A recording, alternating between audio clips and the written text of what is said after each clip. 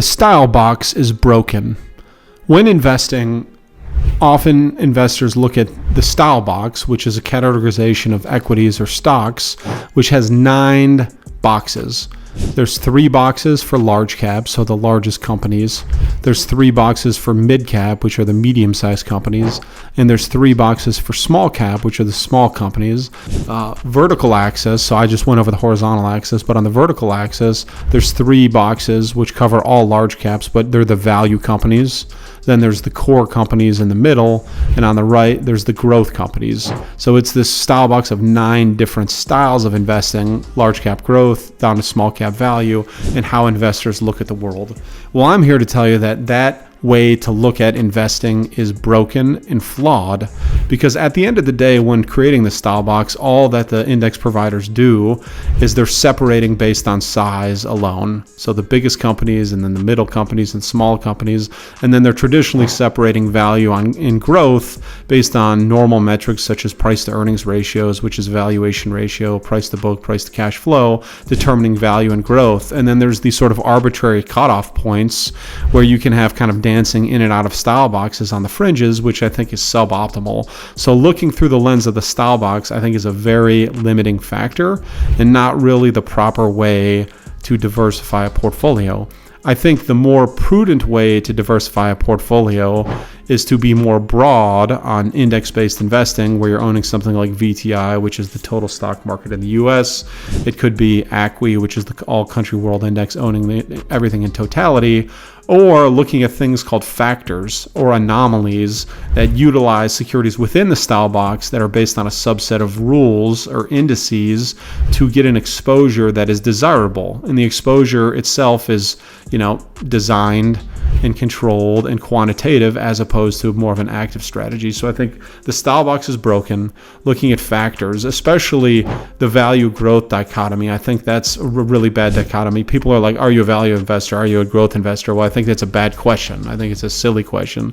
It really should be, are you basing your decisions on investing on valuation, not value, where valuation is how much are you paying for what you get? Right? Are you trying to buy things at a reasonable price, or are you a little less worried about that and you're trying to get top line growth, whether that's revenue or net income?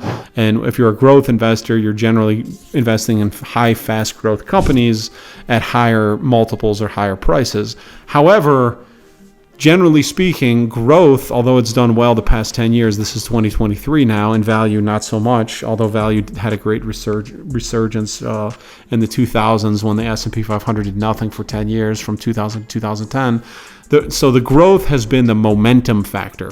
So the question isn't, is it value versus growth? It's valuation, which is what you're paying for something, versus momentum. So momentum is actually an academic anomaly where, generally speaking, what does well continues to do well for up to another year. I think the Jagadish and Titman paper is actually 12 months minus 1 month price return. So it's not a full year, but people see a chart that goes straight up and they're automatically like, oh, I want to buy that because it went straight up, because they assume it's going to continue to go up. Well, oftentimes that's a fallacy.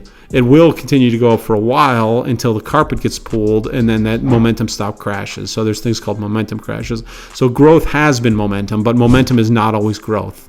It moves in different places based on whatever's hot in the market currently. Valuation could be valuation in any part of the style box. It could be small cap companies, large cap companies, international, or even growth companies, which are known as growth as a reasonable price.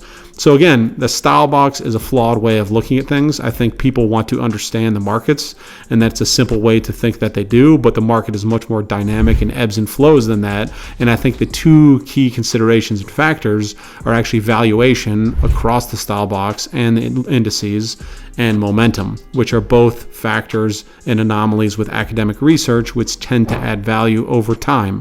Now, the key consideration is over time, because all of these factors, both value, valuation, and momentum, are inherently cyclical. So you got to stick with it.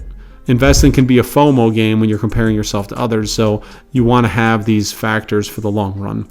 Anyhow, I'm going to sort of wrap it up here. Thanks for listening to Wythdrawl Investing Insights. This is not to be construed as financial advice. And is the style box broken? Yes, there's better ways to look at it. Thanks again.